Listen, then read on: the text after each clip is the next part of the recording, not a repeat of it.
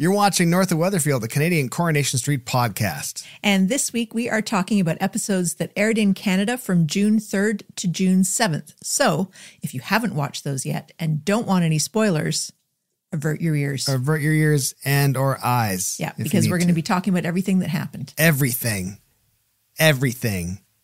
Cue the theme song.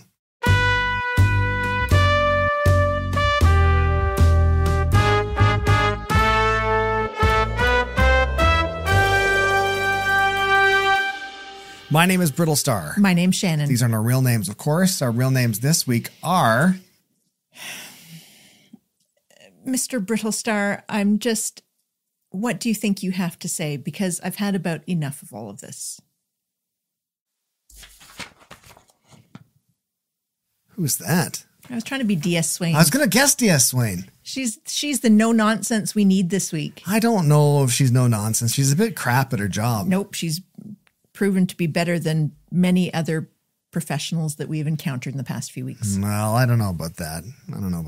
Who are you? I'm going to be, he doesn't do this with his hands, but I need to do it for character. Here we go. Mr. Burns is not on this show. Wait, which podcast is this? Okay, here we go. So it's the hands together, and it's, I think you might benefit from some of our teachings. Don't stand in the way of your sister's happiness. I think you have to be a bit softer voice to be Rowan. I think you have to be a bit softer to be Rowan's voice. There you go. Don't stand in the way of your sister's happiness. That's quite eerie. Thank you. Yeah, well done. Thank you. I don't really want to be him, but he was the only person I could think of doing something for. All right. So this week we are going to be talking about George and Glenda. Yep. About Nick, Leanne, and Toya. Fantastic. About Gary and Maria. Yep. About Bernie. About Steve, and about Bethany, Daniel, and Nathan. Shannon. Yes. Let's get into it. All right. So first of all, George and Glenda. Yeah. So Glenda's been consulting with Dee Dee, who is advising against suing George for half of the business because she might not win. We don't know if that will was the last one was legal or whatever. Yeah. And she might just spend any money she does win on legal costs. Okay. Glenda's not happy about that. She runs into George on the street, and George is, I would say, needlessly cruel. He's taunting her about a terrapin she didn't look after as a child, which is a little turtle. Yeah. And as a little turtle of him, or she was referring to a little turtle? What? There's a little, which was terrapin of him. Like a little turtle. And so that got Glenda even more upset.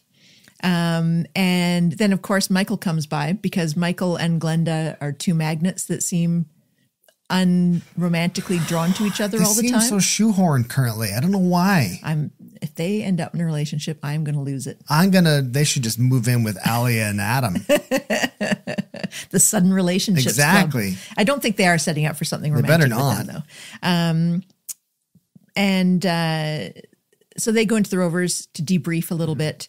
And then Glenda gets a text from George. So George has gone back to work and he's feeling a little bit bad about how snippy he was to her. How mean he was. How terrapin he was. To her.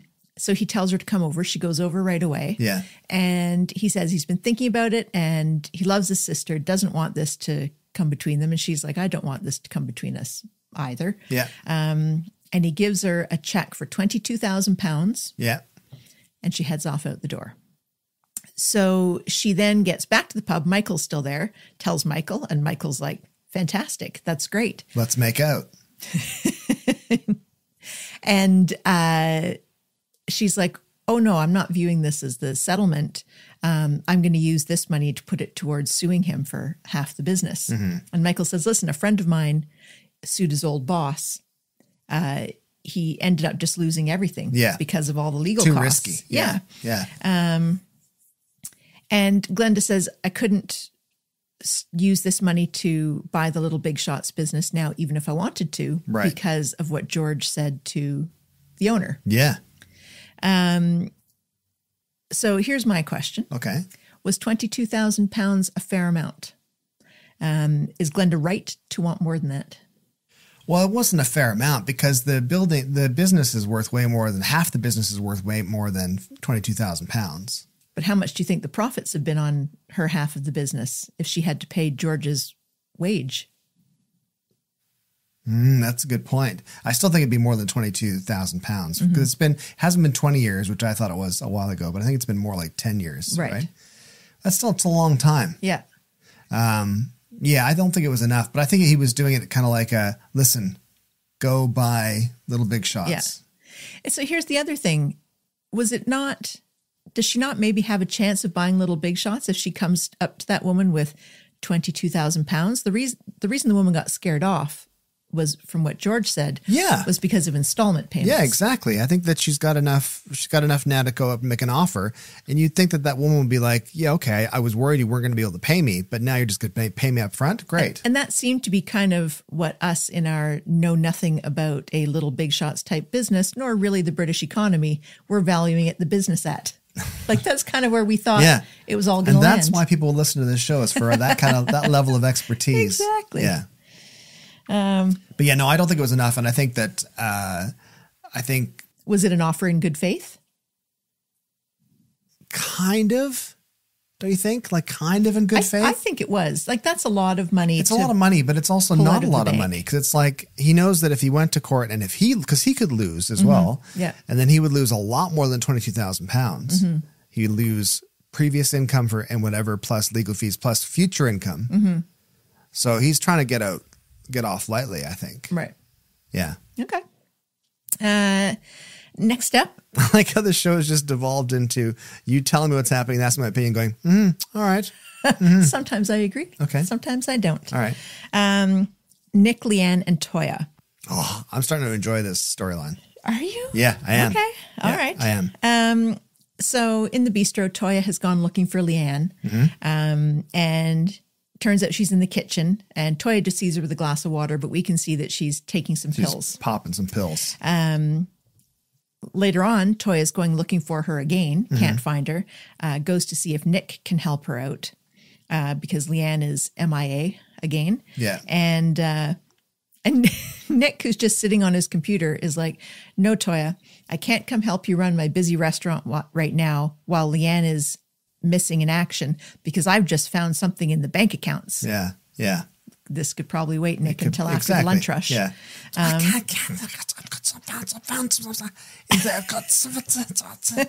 That's my Nick impersonation. Should have saved it for next week. It's very close to Michael. You go into Michael. Michael's more about inhaling. Yeah. But Nick has discovered a new unknown standing order, like a direct debit, for £200 a month. Which is a lot of money. And then when they do find Leanne again, she admits that it's for supplements, which we called when we saw her popping the pills. Absolutely. We're like, supplements. Yeah. Going for the whole Scientology thing. Exactly. And Nick says that's a lot of money to pay for vitamins. She says, well, they're customized to me for my optimum mental and physical health. Still a lot of money for vitamins. But anyways, and then Leanne asked Nick to come with her to that institute party that Rowan had invited her to celebrate his being regional assistant to the regional manager. I don't know. Manager of the Northwest. He'd been promoted. Yeah. Yes. Yeah. And Nick says, yes, he'll go with her. Yeah. And Toya isn't happy about this. She accuses Nick of having gone over to the dark side. Right. But Nick, to his credit, he says he actually just really wants to support Leanne and show interest in what she's doing. And this is the most positive she's been about things since Oliver's death. Okay. Yeah. And then later, Simon is asking for some advice on his business plan. I guess he's still doing his business plan for his local food deliveries app. Just start it, Simo. Business plan. Your business plan is do something super local or don't bother doing it because it's already been done by Deliveroo. Yeah. Maybe they could do a Deliveroo where you don't need to have a British phone number so that when you and I go over to the UK, just be for us. We can get Deliveroo. Simon, go pick us up some Chinese food. No, it has to either be a kebab, the chip shop, or the bistro. I think there's a Chinese place coming soon. Mark my words. There's going to be a Chinese restaurant in Coronation Street. So Leanne suggested he talk to Jared about it. And Toya says, why would he talk to Jared? Why wouldn't he talk to Nick? And Nick's like, I don't know. Jared seemed very nice. He said Jared seemed nice. He was at this meeting. And Toya's like, I don't know if we want him around the influence of Institute people. And Nick said, and I did quite to Nick's credit, he said they all seem fairly normal. And there were people there of every size, shape, color, and creed, which is like, okay, this isn't it's not a racist organization. Yes. Yeah. It's like the only problem it doesn't have going for it. Exactly. Really. So Toya's unhappy again. Toya's spending a lot of time not being happy about this. Sure. Leanne gets up to go and actually do some work, and Toya sees that Leanne's iPad or laptop or something is open to a profile, like is it in a social media app? Perhaps? Yeah, I think it was like a Friendster type of thing. It's Friends Reunited or Friends sort of right. So something where she's logged in. Yeah, Friendzo. And has access. It's probably Friendzo. And do we think it was Jared's profile? It didn't seem to be Rowan. Or was it? Oh, it looked like Rowan to me. Oh, okay. Yeah. That makes more sense because we don't know what Jared looks like. But then Toya. So then Toya grabs the laptop. Why? Heads out the door with it. Why? Does she know how the internet works? I know. Or instead of doing like I do all the time, even with my own iPad, I use my phone to take a picture of my iPad because I don't know how else to get the photo there. You and Maestro Fresh West. Listen, that's not bad company to be in. And so she steals it and she goes home. And later on, we see her out talking to this woman. And it turns out this woman is Rowan's ex-wife. So Toya had found a forum where people were talking about getting out of the Institute. Like a Reddit type of thing. Yeah, like a Facebook deprogramming group. kind of thing. Yeah. And she wanted to show it to Leanne, to show Leanne what her concerns were, because Toya felt it was validating her concerns. Right. Went to show it to Leanne, and it said, this post has been taken down for legal reasons. Yeah. And Leanne said, well, that's what happens if people are you can't just say anything you want if it's not true. Yeah. And when Leanne asked Rowan about it, he said it was his ex, and it was a very acrimonious split, and she accused him of caring more about the Institute than about her. Right. And she was probably right. And so Toya has found his ex-wife and invited her out for a meeting. Weirdo alert. Yeah. And then Toya just jumps right in talking about how awful the Institute is, how awful Rowan is, how he's just manipulating and all this stuff. And this woman's like, wait, what? Do you know Rowan? And she's like, yes, he's manipulating my sister, on and on. And the woman says, and the woman, when she's talking to her, is using very Institute-like phrasing. Yes. And she basically says, Rowan and I get along fine. Yeah. Yes, we split up, but there's nothing acrimonious We stood in each other's ways for happiness or something like that. Yeah. It was all a bit airy-fairy. Yeah. Yeah. And then when Toya gets back to the bistro, Rowan is coming in the door because his ex-wife has called him and said, yo, crazy woman. Yeah. I had to tell her to leave me alone. Right. And then Toya jumps all over him, accusing him of, you made it up. You said that it was your ex that posted that, and it wasn't your ex. He's like, it's like, baby, it wasn't that. I got a string of exes. He's like, it was not that ex. Yeah. And that's it. Leanne has had enough. And so she decides that she's going to take Rowan up on the offer. He's offered her a discount and a payment plan to go on a 2-week retreat. Danger. So here's my first question. Is Toya going too far with her obsession? Is anyone going to listen to her now? She's not going too far. She's doing it all wrong. Okay. She's doing it all wrong because she's coming across heavy-handed. And I think there's probably ways that you can kind of deprogram people from these types of things. But the way she's doing it is not it. Because she just keeps confronting her like, why can't you see this is a cult? Right. Why can't you tell that they're just scamming you? But I think people who are in those situations, it's very hard for them to see they're being scammed. Yeah. So that's not the way to do it. They dig their heels in.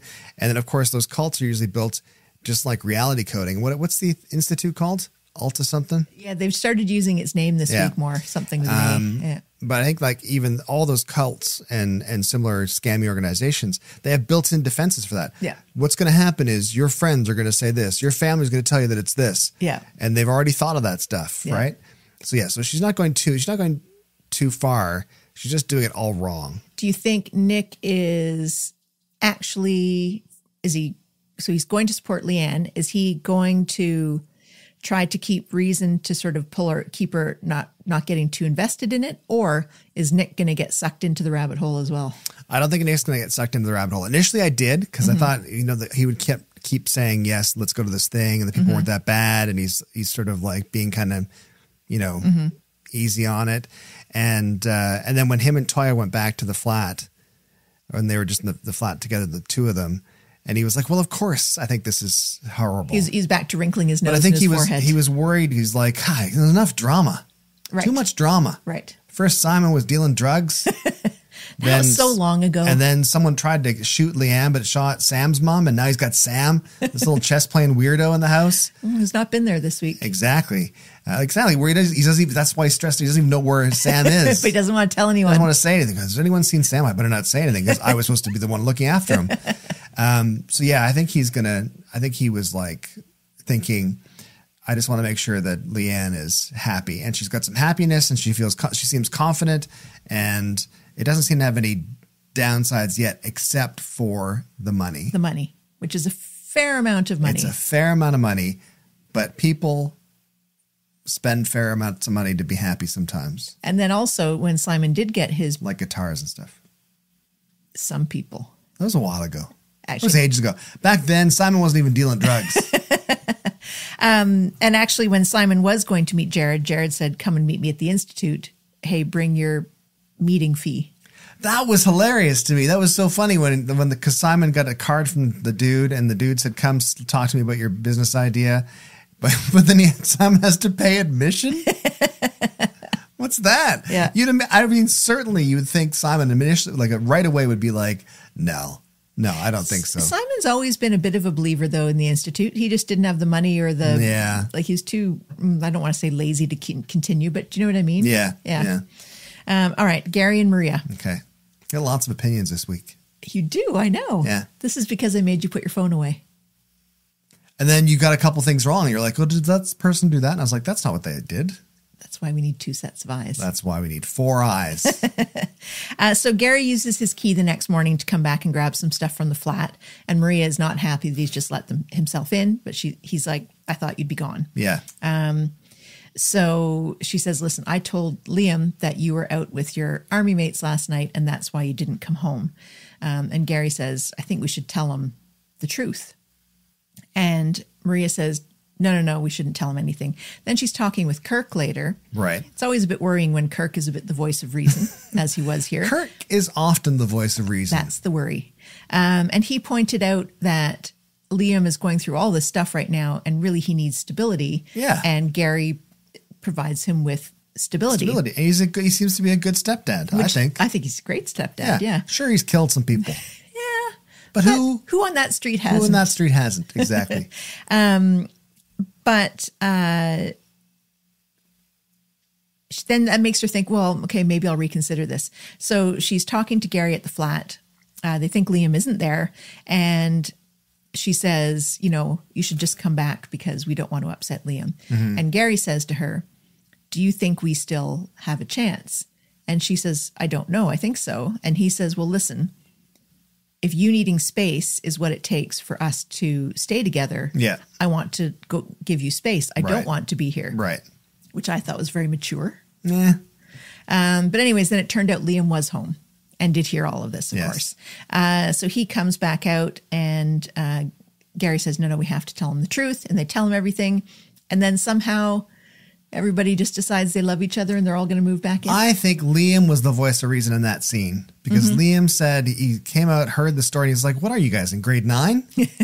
You're either together or you're not. Yeah. If you want to be together, eventually just be together. Figure it out. He's like, I've watched Friends. This on a break thing doesn't work out. Exactly. Yeah. Straight to Sarah. Boom. But yeah, I think it was he was like, Liam was the voice of reason. He came out and talked some sense into them. He didn't parent trap them. He parent smacked them, parent slapped them. That was it.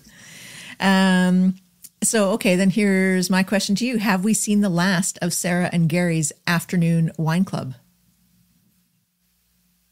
I think yes. Really? I think yes. I think...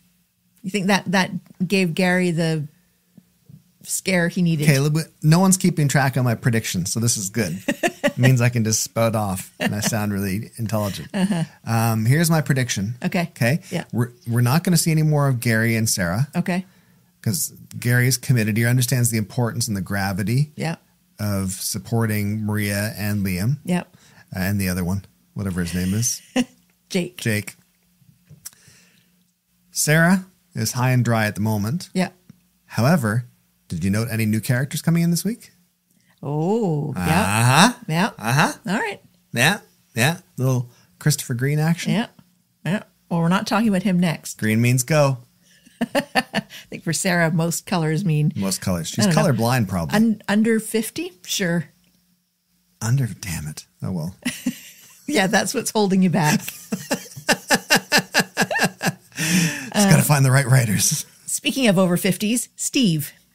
Demi is asking Steve why he's so fixated with Tommy O, because he won't stop talking about him, complaining about this new statue that they're dedicating to him and all this kind of stuff. Right. And but part of what bonded them together originally was that they both loved Wethy County and hated Tommy O. Yeah. So then Steve tells her about Tracy. Right. And then he won't stop banging on about Tommy and Tracy. He's hurt. And so she eventually leaves the date and says, I can't deal with this. This isn't not going to over work. it. Yeah. So Steve is obsessing over Tracy's Instagram of parasailing in a bikini in Spain, which I can't imagine Tracy doing anything that carefree, both in clothes. Like, does she smile? Both in clothing and in attitude. We've seen her smile, but I cannot, even though I've tried to imagine her in a bikini, I cannot. So basically Steve's not over her. And Tim says to him, like, and a few people say to him, you're not ready to start a new relationship. Tim later picks Demi up in the cab. Yeah, by chance. And introduces himself, says he's Steve's friend. They hadn't really met before. And he is singing Steve's praises. Yes. Yeah. Talking about his baby blues. Or his that panda. Were like panda cup? blue panda pods, blue panda pups. I don't know. We couldn't understand exactly what he said. Yeah. It was adorable. Yeah. And she was softening a bit. And then next thing we see Stim sitting back to back in the Rovers. For those of you who don't know, Stim, of course, is the nickname or the group name, duo name. The duo chat name. That Steve and Tim have. Yeah. Their own little Brangelina. Yeah, it's pretty good. I like it. Yeah. They're sitting back to back at separate booths so that they can talk to each other without Sally getting wise. Surreptitiously. Yes. Steve shares with Tim that Demi is giving him another chance. Right. So I'd originally thought, because Demi seemed too good to be true, that maybe she was looking for dirt about Tommy O, because maybe she's oh, yeah. But you always think the worst of people, Shannon. Well, on this show, yes, definitely. Yeah. I'm usually right. So that was nice that she didn't appear to be that at all. So here's my question then. Okay. So with Tim having said he didn't think that Steve was ready for a relationship. Yeah. And yet he made the effort to try to get them back together again. Yeah. Is he just trying to be helpful to Steve, or does Tim want Steve to have to be non-single again because non-single Steve is allowed to hang out with Tim? I'm nodding my head in agreement. That's exactly. It's the latter. It's Tim wants to have Steve off the game and locked into a relationship so that Sally feels comfortable with Tim hanging out or Stim being together. Right. Yeah. Yeah, for sure. Also, I don't understand how Demi ended up with Streetcars, because surely she knew Steve owned that company. It only operates in a small area, and you can't hail those cabs in the UK. I believe you can only hail black cabs. How How would she have known that was Steve's, though? She wouldn't have known necessarily. Steve's not a bragging guy. He's not a boastful guy. He wouldn't lead with, hey, I own a taxi firm. You're meeting on your first date. What do you do? Oh, I own a cab firm. Oh, yeah. Yeah, that's true. Probably what happens. Exactly. But that doesn't mean that Steve is going to be the same one that Steve owns. All right. Because she's not from Coronation Street. I know. That's why. She might not even be from Weatherfield. She's probably from like Salford or something. Big words. Down Deirdre Barlow Walkway or whatever it's called. All right. Bethany, Daniel, and Nathan. Oh, look at that. The amount of writing I know. And it's crazy. And I feel I've missed steps along the way. Look at this. No, stop showing stuff. I just showed your notes that you're going to be reading in a second. I'm going to be No one's going to pause frame and read them ahead and go, I don't need to listen now. So Bethany is watching the recreation footage, and because she had told Daniel that she knew she saw Nathan there. Right. And she wasn't imagining it. It was definitely Nathan. And Daniel essentially didn't believe her. Okay. And they didn't follow up with the police or anything. Right. He just said, nope, you're crazy. She's watching the footage and she sees Nathan in the background. And she says to Daniel. Was that just this week? Yeah. Oh my God. This is why I take notes. Says to Daniel, look, there's Nathan. And Daniel goes, oh, wow, you're right. You did see Nathan. That is Nathan there. Well, it doesn't mean he did anything to Lauren, though. It was a little cavalier. It was a little bit. So yeah, she says, I'm going to the police because why the heck is Nathan roaming around? And then it turns out that they had sent his release notice, but to an old address of hers. Right. Because she had to be notified under law, but they didn't track it, follow up, or anything like that. Wouldn't they? I mean, and I don't know. Maybe they don't. Wouldn't they send notice out and it would be sent like you got to sign this thing or you got to like have registered mail where you're going to say, yes, it delivered and the person got it. Correct. You think it's that way for sure? Yes. And it sounded like they didn't bother following up to make sure it was received or to tick a box when it came back to say she hadn't been notified. Where's your DS Swain now, Shannon? Listen, she's taking this seriously. And she's told Bethany, first of all, you have to leave Nathan alone. Yeah. But also, he's not allowed within 250 meters of you. And so you come tell me if that's a problem. Okay. So that was good. Moving on. We've got so much left. I know, moving on with just this story. So Bethany decides she's going to zoom in and enhance and get the logo on his work outfit, his work uniform. Yeah. Finds out where it is, and she says, I'm going down there. And Daniel decides he better go with her. So they go to this construction site. They don't see him anywhere. Turn around, and there's Nathan. Right there. And Nathan's like, what are you doing here? And Bethany starts confronting him about Lauren being quite loud, and he's telling everyone to keep it down. And then someone shouts over and says, hey, Joe, is there a problem? And she's like, oh, okay. So they don't know your name. So they definitely don't know you're a registered sex offender. And he says, that's it. You have to leave. She's not leaving. He says, I'm going to call the police. Opens up his phone. Bethany grabs it and runs off with Daniel trotting along behind her. I'm shocked he didn't chase her. But anyways. Yes. So because she has it unlocked, she can now look through it. And she's found that Nathan was following Lauren's Ovid's account. Was subscribing to it. But there weren't any messages that she could see. So she goes to report this to Swain, and it turns out Nathan has already been there. Right. To A, probably report his phone stolen. This crazy woman stole my phone. And B, to eliminate himself from the inquiry. Right. Because he knew what Bethany was going to say. Yeah. So later we see Bethany. She's written down she has a little username password on a piece of paper, and she goes to her laptop and plugs it in. So presumably she got Nathan's username and password from his phone. Yeah. So she's able to log in and see more stuff. His conversations. Profiles from something. Yeah. And she can see that he's been having inappropriate conversations with young women. With underage women. With girls. Yeah. And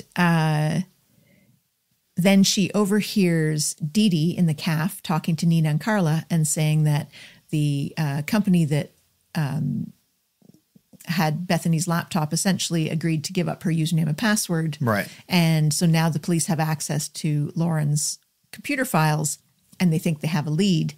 And Bethany asks what it is and Dee Dee won't say anything. And while Dee Dee's talking to them, Bethany goes to Barlow Law Office. Yeah. Sees Uncle Adam. Lucky it wasn't flooded when she went. I know. Like it's only, I mean, it's a matter of time. It's a matter of ticking time bomb. And she says, he's like, oh, I'm just heading out. She's like, oh, I'm supposed to meet Dee Dee here. And he's like, okay, well, just sit down at either my desk or Dee Dee's desk with our files of mounds paper. of paper in front of them. Yeah. I never get why when they're meeting with a client, that client is sitting at the other lawyer's It's so weird. desk with Wouldn't all you be this. like, I would be like, no, I don't think that you're the right lawyer for me. No, because it's just personal information everywhere. Yes, exactly. More than personal. So anyway, just as she rifles through, finds the file, starts reading it, and she hears Dee Dee coming in. So she stuffs it back and says, oh, I was just going to ask you about maybe suing the police for not notifying me. And Dee Dee's like, yeah, well, maybe, I don't know. And Bethany's like, okay, see ya. And Dee Dee clued in and then showed up in the caf and said, listen, if you're going to go through my stuff, you have to put it back in the right order. And Bethany said, well, I didn't see much anyways. Yeah. But from what I could see, the chat messages, that definitely wasn't Roy, because Roy wouldn't spell discreet incorrectly. Yeah. And Nina and Carla point out that Roy, in the days when he used to text, would use commas and everything, semicolons. Very grammatically aware. Yes. So Dee Dee goes to present this to Swain and also says that she's going to have an expert in analyzing text messages, writing style, basically. Right. Look at it. And Swain, to her credit, is like, great, let me know when you get the results because I want to know what it says, which is great. Then Bethany sees Craig on the street and says they should hang out because they were pals back in the day. And he says, great. And then she immediately asks if he knows anything about the leads. Yeah, she wasn't interested in and hanging what out. Nathan's alibi was. Yeah. And Craig, continuing the line of professionals who let us down, says, oh, I can't tell you anything. Well, he says he was with his girlfriend. And here's the address. And yeah, she said, who's his girlfriend? Oh, I can't tell you that. She works in a nail salon. And Bethany says, on such and such a street. Yeah, near such and such a street. What's the tank? Come on, man. Yeah. So Bethany, of course, immediately goes there. Yeah. And then we don't see her there, but when she's getting off the tram coming back, Daniel meets her. And just then Nathan is there in his van because obviously his girlfriend has called him and said, crazy lady here. He didn't seem to be coming there for that reason, though. Maybe, maybe not. Yeah. I don't know. Not that I'm defending him. And it's pointed out that he can't be within 250 meters of Bethany. And he's like, I didn't actually know you worked here or lived here or whatever. I'm just here for work. And Daniel starts getting all shovey, tough guy with him. And Nathan is kind of being the same back. And they're going to have a bit of a set to. And then Gary. A set to? Yeah. Wow. Fisticuffs. And then Gary shouts from across down the street. And Gary and Sarah come running up. Why was Gary with Sarah again? He's hedging his bets, just in case this whole Christopher Green thing doesn't work out. So I do believe that Sarah was going out with Gary when all the Bethany stuff with the trafficking happened. Yeah, so it makes sense from a story perspective. It makes sense that they're together because they were involved. And that Nathan seemed to recognize Gary and knew he's psycho when he wants to be. Exactly. So Nathan jumped in his truck and drove off. And then later we see Nathan talking on the phone, basically saying, oh, yeah, stupid Platt family. Yeah. Horrible. And we see a hooded figure come up and attack him. Right. And that's all we see. And then cut to Bethany at the Platt household, gets a phone call. It's the police notifying her that Nathan's been attacked. Yeah. And he's in hospital. He's seriously injured. During this phone call, David comes in the door and sort of slips by, and we can see that he's got a little red stain on his knees, his thighs. Looks like blood. Yeah. Bethany finishes the phone call. She leaves the house. David reappears, going to put a bunch of stuff in the wash, and Sarah notices the stain. And Sarah's like, did you attack Nathan? And David's like, I believe it was David who said, no, but I'd like to buy a pint for the guy who did. Yeah. Yeah. Good line. Now, I myself had been convinced it was Gary when we saw the beat up scene. But what happened? You said David. That's right. Talking to Sharon, Sharon still isn't convinced it necessarily was David or just David. David, Sharon just doesn't see what's in front of her eyes. Listen, I had to ask her questions about plot lines from years ago that I'd forgotten. Well, there's no way we can trust that as accurate information. Then Bethany meets up with Ryan in Victoria Gardens, and he tells her how Daniel had beat up Justin. Yeah. When Justin was stalking Daisy. And then, so now Bethany's thinking maybe it was Daniel. Yeah. And then Daniel goes in the pub, and Ryan is saying, was it you? And Daniel and Ryan get ready to set to fisticuffs. To practice their pugilism. And Gary is the voice of reason, trying to break them up. And just as this is all kicking off, in walk the police to question Daniel. Yeah. So it's not looking very good. He looks like a madman. Yes, yeah. He is a madman. You don't like him. He's always mad. He's always angry. He is a little angry. He did push Ken down the stairs. Yes. And Max. Max had it coming. And then, so later when he comes home from being questioned by the police, Bethany's been watching Bertie. He's like, of course it wasn't me. And she wasn't that convinced. Tells him, she knows about him beating up Justin. And he's all like, what? Don't you trust me? Don't you feel safe with me? And she went, yeah, I'm out of here for the night. Mm-hmm. So she headed out. So is Nathan connected to Lauren's disappearance?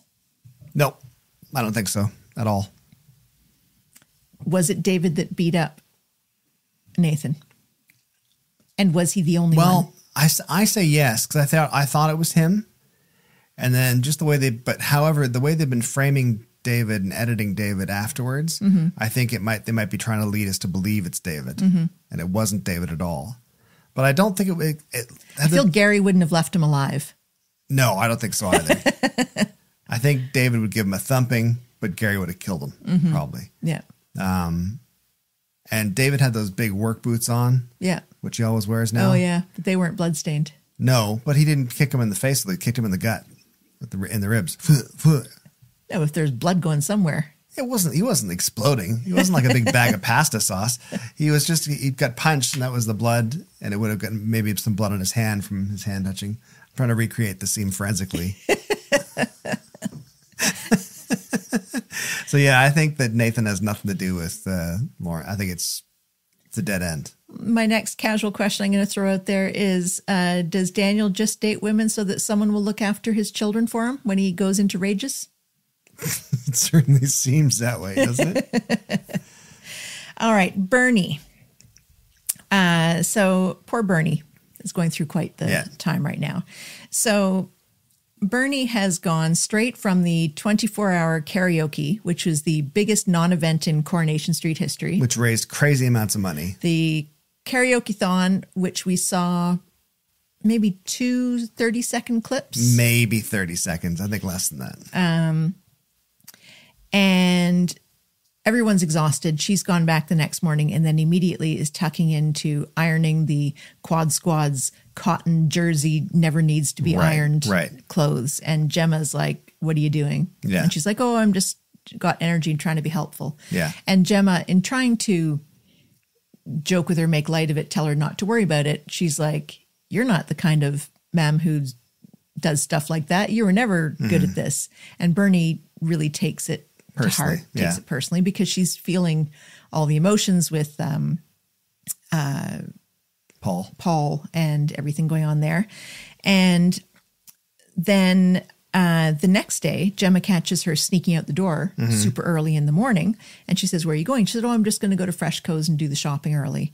And again, Gemma's like, that doesn't seem like you. Little sus.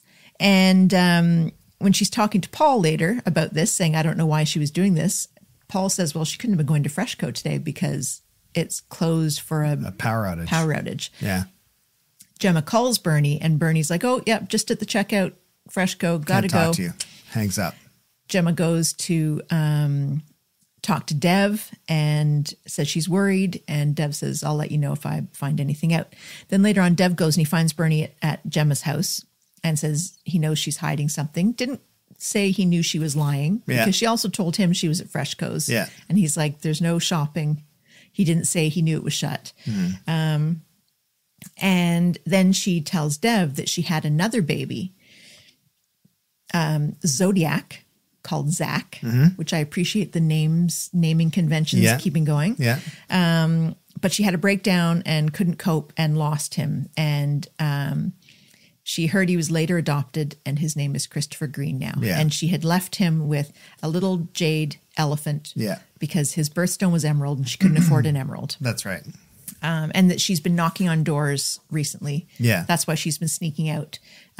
She's looked up all the Christopher Greens. There's, I think, 4 of them, and she's trying to find them. I think there'd be more than that in Manchester. Maybe not, though. Who knows? Maybe not. Maybe the writers did their research. Maybe. So then we see her, she's headed out again. We see her knocking on a door that's answered by a man who assumes that she's from the agency, about the cleaning job, and she can come on in and look around and see if she's interested in taking the job. He's going to finish up his phone call. Yeah. So she does, and this guy kind of looks like the right age. So when he finishes the call, she's like, yeah, oh, definitely. I'll take it. I'm great. I can start right now if you want. And he's like, no, I haven't called the agency for your references. She's like, oh, you can call them for that later. Listen, let me make you a cup of tea. You can keep doing your work and I'll get started here. So he goes and stays on his phone calls, and immediately Bernie sets to rifling. And is in a drawer, elbow deep in a drawer when he comes in, and he's like, what the hell are you doing? Yeah. Accuses her of trying to rob him. Yeah, fair. And she says, I'm not trying to rob you. I think I'm your mom. And he's like, no, I wasn't adopted. And then she just goes, oh, okay. And he's like, you've got nothing else? She's like, no, I'll leave you alone. Like you look like my grandpa, and you like your tea the way I like my tea and everything. But if you're not adopted, I'm sorry to bother you. And then she leaves. And when she gets home, Gemma has discovered the tin. Yeah. But all the letters and with all stuff. the letters, the unsent letters to Christopher Green over the years. But she thinks that Christopher Green is Bernie's ex-boyfriend. Yeah. And she can't understand why she's never heard about him. Yeah. The next day, Bernie comes into the Rovers, and Deb is sitting there waiting for her with a double brandy, being lovely, very sympathetic, asking how he can help her, like track down more Christopher Greens, any of this sort of thing. And she tells him that, first of all, she says the one she met yesterday was just some 80-year-old man. I think because she didn't want to bring up that she almost got herself arrested again. Right. And she said she found the one she found that day, she thinks was the right one, but he had recently died of cancer. So she's missed her chance. So she's upset. Yeah. And Dev says, listen, I have to go back to the shop. Why don't you come with me? We'll get some takeout. Yeah. All that stuff. And she's like, no, I think I just need to sit here. And she orders another double brandy. Dev goes back to the shop. She's heading out, and she sees the Christopher Green, whose drawers she was rifling, pull up in a car and get out. Physical drawers, not his pants. And get out in front of the calf. Yeah. And she comes up to him because Bernie works in the calf, and she's like, are you here to see me? And he's like, what? No, I'm not here to see you. Yeah. And she's like, well, why are you here? And then she goes, oh, okay, you're here to hassle everyone about Roy. You're just another person sticking their nose in this Lauren case. You don't know what you're talking about. And she's getting not aggressive, but yappy at him. Fair enough. And she says, well, that's it. I'm going to call the police. And she pulls her phone out of her bag. And as she goes to call, he holds up a badge, and he is police. He is the police. And he says, I'm arresting you for drunk and disorderly. Yeah. Let's go. Yeah. So they walk into the station, and D.S. Swain happens to be cutting through the lobby. Happens to be cutting through. She's on her way to do more work because, listen, she's just heard that someone leaked where Nathan's girlfriend works. Someone else is asking to meet with sex workers and then bringing random girls along to shout at them and scare them off. Yeah. And he says, I've arrested her for drunk and disorderly. And drunk and disorderly is one of those charges that It's on the books, but you don't. It's loosey-goosey. It's the excuse you use to arrest someone. It's not the reason you arrest someone. For sure. He's like, she said, just take her home. And he's like, no. It's too much. And Bernie says, listen, I admit I was drunk. I was not disorderly. I was drunk because I just found out that someone I'd been looking for had passed away. Yeah. And I had thought Bernie was making up the story. So did I initially. And I thought that she thought it was about that Christopher Green had died. Yeah. Whose house she'd broken into. Yeah. But I think she actually thought she had found the one and he had died. And so you can see that register with Christopher Green, who's like, oh, okay. And then D.S. Swain says, you have to just take her home.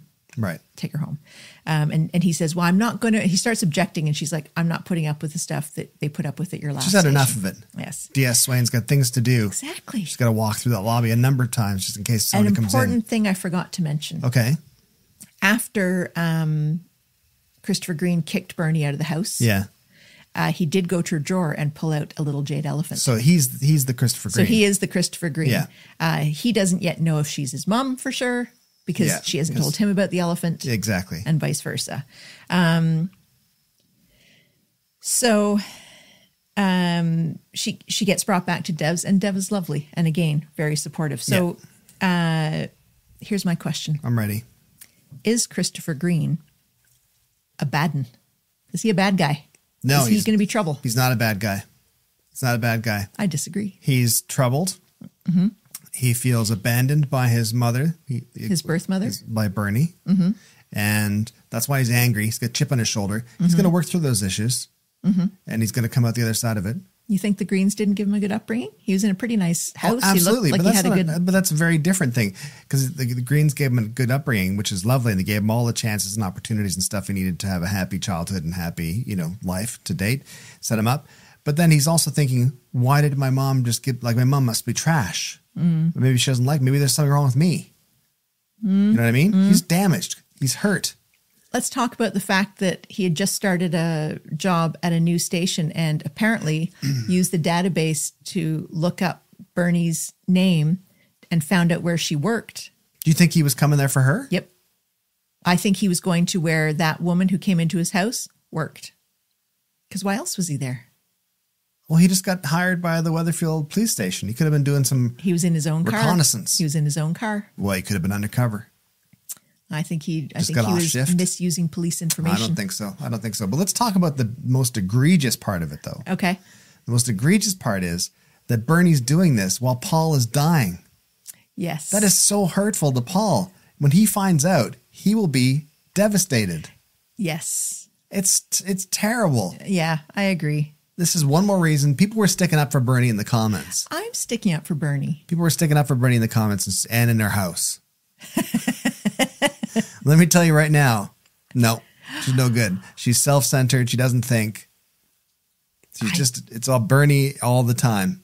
That's it. I told people in the comments we would melt your cold, dead heart. No. Listen, maybe you guys should just check out Reality Coding while you're at it. So before we get to our lovely moments and favorite moments, I want to express something I have not enjoyed this week, which seeing a few too many female characters who the men around them are really being unimpressive.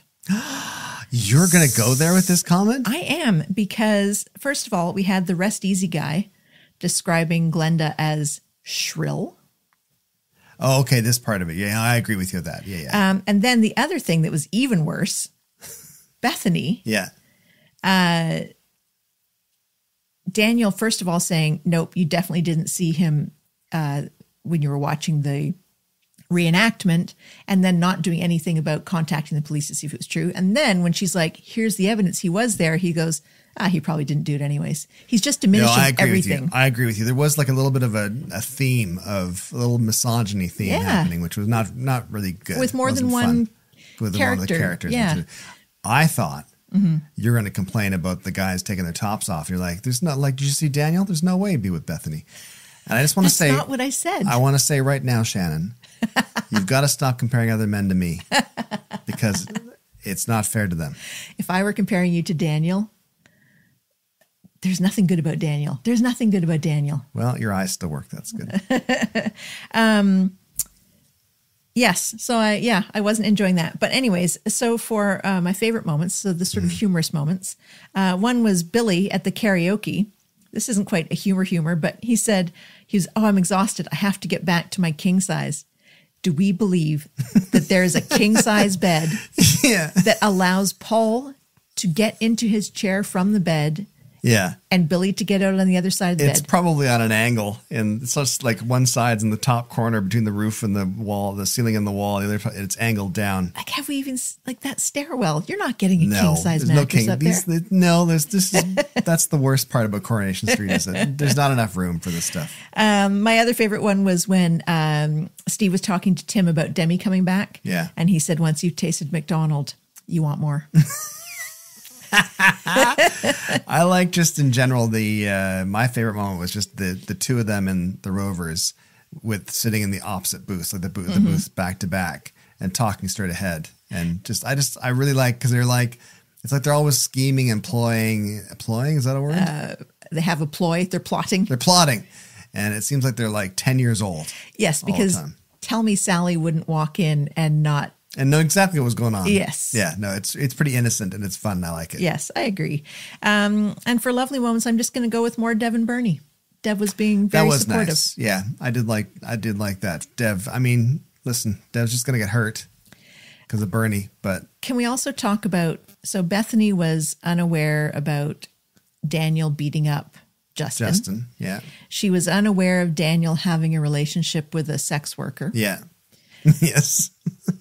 So the Platts are just like, 20-year-old daughter, granddaughter, great-granddaughter who's come back from being away for a while, who wants to start a relationship with a 35-year-old widower. Mm-hmm. Sure, we won't tell you all the stuff that we've heard about him. Because they went through a phase, Coronation Street went through a phase where they were really good with recently of characters who shouldn't know the story going, what? Who's that? Yes. Like Nina saying, Sally who? Yeah. And Carla and Abby going, Metcalf. Yeah. And they've been good with that. But then there's been other stuff where it's like, you guys haven't talked about this? Yeah. Surely you must have mentioned something. Like, it's not that big of a street. Yeah. It wasn't that long ago. Yeah. Yeah. Not even like in relationship to the story with like Ryan with his scars and the acid attack and doing the chit chat story as part of her journalistic investigation. Should you not have like said, somebody mentioned that you beat up Justin. You beat up the guy that threw the acid. Yeah. Yeah. Yeah. Listen, he just needs childcare. That's all he's worried about. All right. So where can people find us? People can find us. Oh, yeah. People can find us at weatherfield.ca. I'll say it again. Weatherfield.ca. You can sign up there and you'll get an email notification every time there's a new episode. Thank you so much for watching and or listening. It's really exciting. I didn't check the charts last week because we were gallivanting and too busy. Then we better go to the theme song. Exactly. Let's cut to the theme.